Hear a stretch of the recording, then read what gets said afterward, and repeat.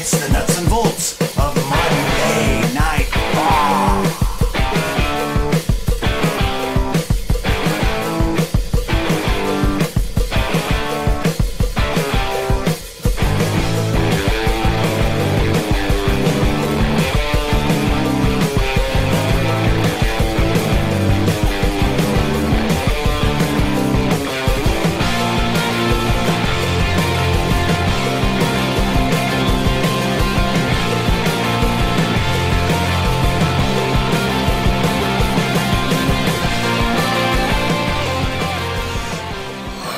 Let me tell you something, brothers. Okay, that was more Nikita like. We got a huge Monday Night Raw to get into here, folks. I got to take it down a notch. I don't want to get blown up already, brothers. Get the hat on just right. Hey guys, it's me, old T Voeltz, and I'm recording on 8/14/17 following a tremendous Monday Night Raw. This was the go-home show for SummerSlam. Now, what do I mean by the go-home show?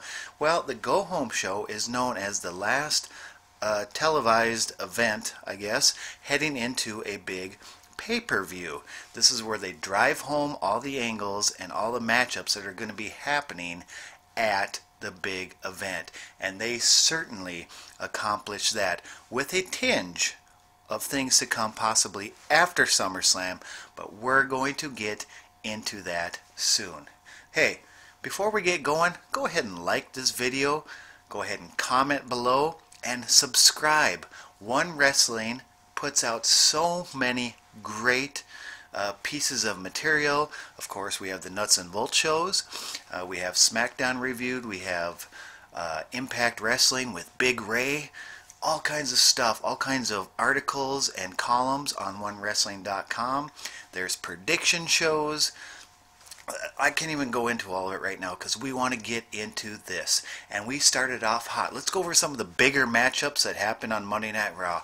And right out of the chute, we had Dean Ambrose and Seth Rollins out in the ring. Is the Sheild going to reunite? They did this, they did this, they did this. They got interrupted by Sheamus and Cesaro, the tag team champions. Well, who got the upper hand at the end of it? That's right, Seth Rollins and Dean Ambrose. Couple things here. I do not want to see this end with Seth Rollins and Dean Ambrose, the tag team champions. I don't like when these things happen. It's kind of like Shawn Michaels and Stone Cold Steve Austin getting the tag team champions. We know these guys aren't going to be a long-term tag team, so we don't want to sacrifice the tag team division, all of the tag team championships, just to further a situation between two individuals, in this case Seth Rollins and Dean Ambrose. But we have to wait and see. Anyways, this ends with the Mega Powers teasing the handshake. No, that's not what happened. But Seth Rollins and Dean Ambrose were teasing the Sheild knuckle bump, if you will. One would put it in and the other one would take it out, and then that person would put it in, the other person would take it out. They teased this. They did a really good job, quite frankly, of teasing this. Something as simple as, are they going to put their hands together? And they teased it just long enough that the crowd was really behind it to where it actually seemed like a big deal when they finally did lock those fists together. Good job milking this situation. I really like that. Now, where is this going to go? Of course, time is going to tell, but it's not really the Sheild without Roman Reigns. And is Dean Ambrose going to turn on Seth Rollins? That's what some people are predicting. Maybe Seth Rollins is going to turn on Ambrose. Maybe they're going to get those tag team championships first. Or maybe Roman Reigns is going to join them for the complete Sheild reunion. Either way, no matter what happens, I don't buy these guys as the crowd favorite type. I like them much better with a little bit of, what's the word I'm looking for? A little bit more of a orneriness behind them, if you know what I mean. I like them. I like to hate these guys better. I don't buy them as these great, nice guys that the crowd should get behind. They're cool, but I prefer them to be on the wrong side of the tracks, if you know what I mean. Hey, moving on to another big situation was Big Cass, and he's out there with the shark cage. What is the shark cage? Well, the shark cage is a cage that fits a person in it. Not RoboCop, but a person. And this thing has been around since they saying, "Hello Dixie on Broadway," as Jim Cornette would say. This thing has been around in wrestling a long time. This is not new, and that's what I like about it. Why would I like something that's not new? Because it just a throwback to yesteryear, the good old days of professional wrestling when they did these type things. This is a very southern, I guess, if you will, type gimmick to add to the match. I really like the shark cage because it just adds something to what was otherwise something we've already seen. At SummerSlam, Enzo's going to be inside this cage, and Big Cass, he was on his game tonight on Monday Night Raw. I have never seen this much intensity from Big Cass. He is really coming into his own. I mean, watch it. If you haven't seen it already, see it. If you have seen it, go back and look at Big Cass. Look in his eyes. He was into this. I mean, you can tell this is a personal situation. And the aggression in his eyes and on his face made all the difference in the world. This is the best I've seen Big Cass look. What do you think? Let me know if you agree down in the comment section. I really want to hear from you on this. Was it just me? Am I the only one seeing this? Let me know. Hey, the crowd in attendance, I think, was in agreement because they were all over Big Cass. They wouldn't even let this guy talk. This reminded me of Ravishing Rick Rude back in the day when he would try to get his speech out at the beginning. What I'd like to have right now, that one. They wouldn't even let him talk. This was great reaction Big Cass was getting from the crowd, but he certainly did not like it. Well, this ends in a crazy way because, of course, Enzo comes out and the Big Show comes out. But unsuspectingly, Luke Gallows and Carl Anderson come out and they all jump on the Big Show after they knock out Enzo. And they tie his big fist up in a belt and they slam it in that shark cage. This reminded me of when the Horsemen jumped Dusty Rhodes. I loved this. They needed to handicap the Big Show somehow because he is the Big Show. And they did it. They broke his hand just like the old Horseman days. I loved it. Between the shark cage and adding Gallows and Anderson into this, suddenly this situation between Enzo and Big Cass still has more legs. And it's great to see them doing something significant with Gallows and Anderson, who are an awesome tag team. But please, guys, stay away from the nerd business. You're the ones that end up looking like the nerd in my book. Don't do that. You're too good for it. Another big situation, another unexpected situation, a cruiserweight title match from SummerSlam, the future SummerSlam, that happened tonight instead. Akira Tozawa with Titus Worldwide. Boy, Titus Worldwide is really elevating some people's careers, and that is true for Akira Tozawa as he got his championship match versus the unstoppable King of the Cruisers, Neville. And can you believe it? We saw a title change hands. That's right, your new cruiserweight champion, Akira Tozawa. Can you believe it? Nobody expected this. Number one, this match wasn't even supposed to happen tonight. And Neville has held this title for how long? How long? A long time. Just when we thought no one was ever going to beat him, Akira Tozawa does it. Big victory celebration afterwards. It'll be interesting to see what Neville has to say. Is Neville going to continue in the 205 Live division? If they do more with that division than it's lately, as far as the show 205 Live, which needs a little more steam, then I'm okay with Neville being there. Otherwise, I want to see this guy back on the regular roster because he is just so darn good. Speaking of matches from SummerSlam come early, Finn Balor was next versus Bray Wyatt. It wasn't even SummerSlam. At first I'm like, why are they doing this match now? And then I was like, why did Finn Balor just get beat by Bray Wyatt clean in the middle of the ring? What are they doing? Well, we found out when Bray Wyatt dumped, what was that, blood? Something nasty all over Finn Balor. Even nastier, the show wasn't over. People had to wrestle in that ring still. here's the good news with Bray Wyatt beating Finn Balor and dumping that stuff on him. We're going to see this matchup again at SummerSlam. Why is that good news? Because we're not going to see this matchup. We're going to see Bray Wyatt versus... No, not this guy. The Demon Finn Balor. The Demon Finn Balor is not the same guy? Not exactly. He may be the same person inside, or is it? But on the outside, the exterior, the look of Finn Balor, the Demon Finn Balor, wow. We're talking mega star. And we've been waiting for a long time. I'm glad we haven't seen it for a long time because it's that much more special.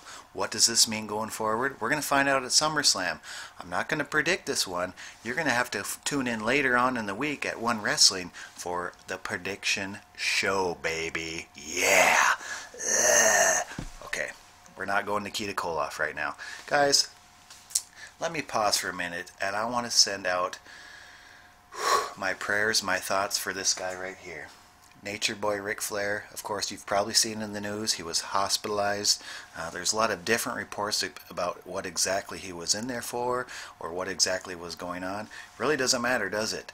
We want him to get well. This guy is literally a living legend, and I don't have a problem telling you, pretty much from Jump Street when I started watching wrestling until this day, from a little kid to the ripe old age of, just kidding, not telling you, this guy's been my number one all time. Nature Boy Ric Flair. I grew up on this guy, and no one can replace this guy in my mind. He's got a 30 for 30 coming this fall on ESPN. We need this guy around because this is a human being, but also he's a huge sports fan, and to be able to see his own 30 for 30, that's going to mean a ton to him and a ton to his fans. So prayers and thoughts go out to the Nature Boy Ric Flair. Back to the action. Another big matchup we saw way up at the end of the show. The main event as far as actual in-ring matches was The Miz Taraj versus Jason Jordan and the Hardy Boys. This was a great combination of getting a lot of guys on the show. And this match was actually really entertaining.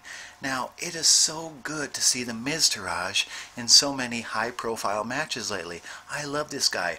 Hey, you don't have to like The Miz Taraj, but you do got to feel good for Curtis Axel and Bo Dallas. These guys have been working hard for a long time, and it's good to see them finally getting some real good action on the main show. It's so good, and it shows. You can tell, you can see the hunger on these guys' faces and in their actions. And Bo Dallas, everybody knows what a Barry Windham fan I am. So good to see the homage to him and Blackjack Mulligan, both family members of yours. That glove, that gloved right hand. Remember the claw when Barry Windham adopted the claw as his move when he joined the Horsemen? Oh man.